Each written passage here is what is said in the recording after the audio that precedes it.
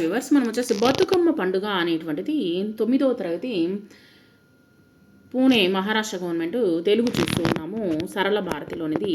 ఈ దృశ్యాన్ని గుర్తుపట్టారా? ఇది అంతర్జాతీయ గుర్తింపు పొందినటువంటి తెలంగాణ సాంస్కృతికమైనటువంటి వైభవానికి ప్రతీక అనమాట. బతుకమ్మ పండుగ గిన్నీస్ బుక్ ఆఫ్ రికార్డుల్లో కూడా వచ్చేసి ఎక్కినటువంటి ఈ మహా బతుకమ్మ గురించి వివరాలు వార్తాపత్రిక అంతర్జాలం నుండి సేకరించి నివేదిక అనేటువంటిది రాయండి. మనం వచ్చేసి ఈ విధంగా పెద్ద బతుకమ్మను కూడా తయారు చేసి గిన్నీస్ రికార్డు ఎక్కిందనమాట. ఈ యొక్క పాఠంలో వచ్చేసి అనేక సంస్కృతులకు ఆచార వ్యవహారాలకు నిలయము భారతదేశం. అనేకమైనటువంటి పండుగలు జరుపుకుంటూ ఉంటాము. మన యొక్క సంస్కృతి తర్వాత వచ్చేసి ఆచార వ్యవహారాలకు పుట్టినది పేరు అనమాట మన భారతదేశం. మనం జరుపుకునేటువంటి పండుగలు ఈ రకరకాలైనటువంటి సాంస్కృతిక సాంప్రదాయాలకు అద్దం పడుతూ ఉంటుంది. వీటిని ఆయా రాష్ట్రాల ప్రజలు వారి వారి సాంప్రదాయాలకు అనుగుణంగా కొద్దిపాటి తేడాలతో జరుపుకుంటూ ఉంటారు. ప్రతి ఒక్కరు జరుపుకుంటూ ఉంటారు, కానీ వారి వారి తేడా అంటే ఒక్కొక్క రాష్ట్రం ఒక్కొక్క విధంగా జరుపుకుంటూ ఉంటుంది. బ్రతికించు అనేటువంటిది అన్నదే ఈ బతుకమ్మ యొక్క పండుగ యొక్క అర్థం అనమాట.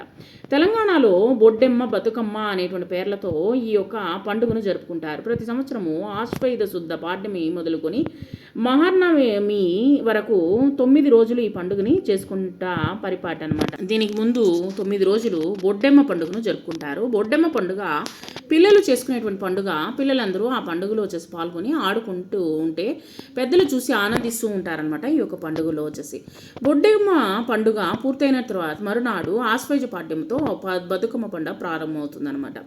ఈ కాలంలో పల్లె పట్టులు పచ్చని పైరు పంటలతో చూడడానికి చాలా అందంగా ఉంటుంది. కనువిందు చేస్తూ ఉంటాయన్నమాట. ప్రకృతి నుండి సేకరించినటువంటి పూలను ఉపయోగించి దేవతగా సిద్ధం చేసి బతుకమ్మను ఆరాధన విశిష్టమైనటువంటిది అనమాట. సో ఈ విధంగా వచ్చేసి పూలతో అలంకారం చేసి అమ్మవారిని పూజిస్తారు. బతుకమ్మ పండుగ రోజు వెదురు బద్దలతో కానీ లేదా దుసేరు అనేటువంటి ఒక రకమైనటువంటి తీగతో కానీ ఒక సిబ్బిని అల్లుతారనమాట. దాని మీద బతుకమ్మ పేరుతో తంగేడు, గుణక, పట్టుకుచ్చు, బంతి మొదలైనటువంటి పువ్వుల దొంతరలపై తమలపాకుతో వచ్చేసి పసుపు గౌరమ్మను అలంకరిస్తారు. ఆ పుష్ప సముదాయాన్ని ఏమంటారంటే బతుకమ్మగా వ్యవహరిస్తారు. ఆవిడనే బతుకమ్మగా పూజిస్తారనమాట. తర్వాత పసుపు కుంకుమాలతో ఆ పసుపు గౌరీని వచ్చేసి పూజించి ఒక పీట మీద పెట్టి సాయంత్రం సమయంలో వచ్చేసి ఆడవారందరూ చక్కగా ముస్తాబై బతుకమ్మ చుట్టూ వచ్చేసి ఏం చేస్తారంటే చేతులతో పట్టుకొని చెరువు దగ్గరకు కానీ లేదా కాలువ దగ్గరకు కానీ లేదా వచ్చేసి గుడి దగ్గరకు కానీ తీసుకువెళ్తారు. అక్కడ ఏం చేస్తారంటే బతుకమ్మలను మధ్యలో పెట్టి చుట్టూ తిరుగుతూ లయాత్మకంగా అడుగులు వేస్తూ ప్రదక్షిణలు చేస్తారనమాట. అక్కడ ఉన్నటువంటి ఆడవాళ్ళు చప్పట్లు కొడుతూ వచ్చేసి బతుకమ్మ పాటను, తర్వాత వచ్చేసి బతుకమ్మ ఆవిర్భావము, తర్వాత వచ్చేసి గౌరీదేవి లీలలు, సామాజిక జీవన రీతులు, తర్వాత కుటుంబ అనుబంధాలు, పురాణ గాథలు, ఇతిహాస ఘట్టాన్ని వారు పాటల రూపంలో వాళ్ళు పాడతారనమాట.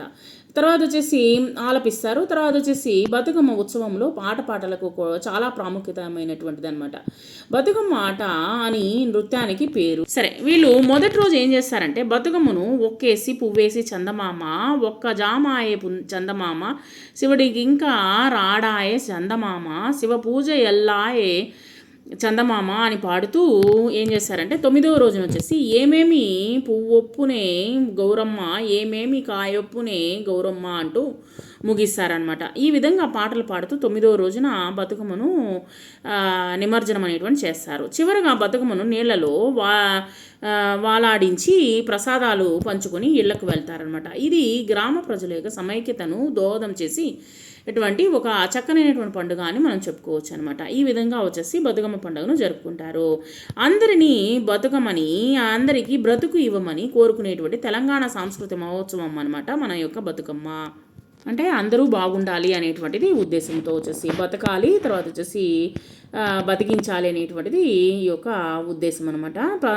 మనము ఇక్కడ అర్థాలు చూద్దాము. సాంప్రదాయము పూర్వకాలం నుంచి పాటిస్తున్నటువంటి ఆచారాన్ని ఏమంటారంటే సాంప్రదాయము. కనువిందు అంటే కన్నుల పండుగ. విశిష్టమైనటువంటిది, శ్రేష్టమైనది లేదా ప్రత్యేకమైనటువంటిది. దొంతర అంటే వరుస. ఆలపించుట అంటే పాడుట. ఇతిహాసం అంటే పూర్వకథ. వాలాడించు అంటే మెల్లగా వదులు.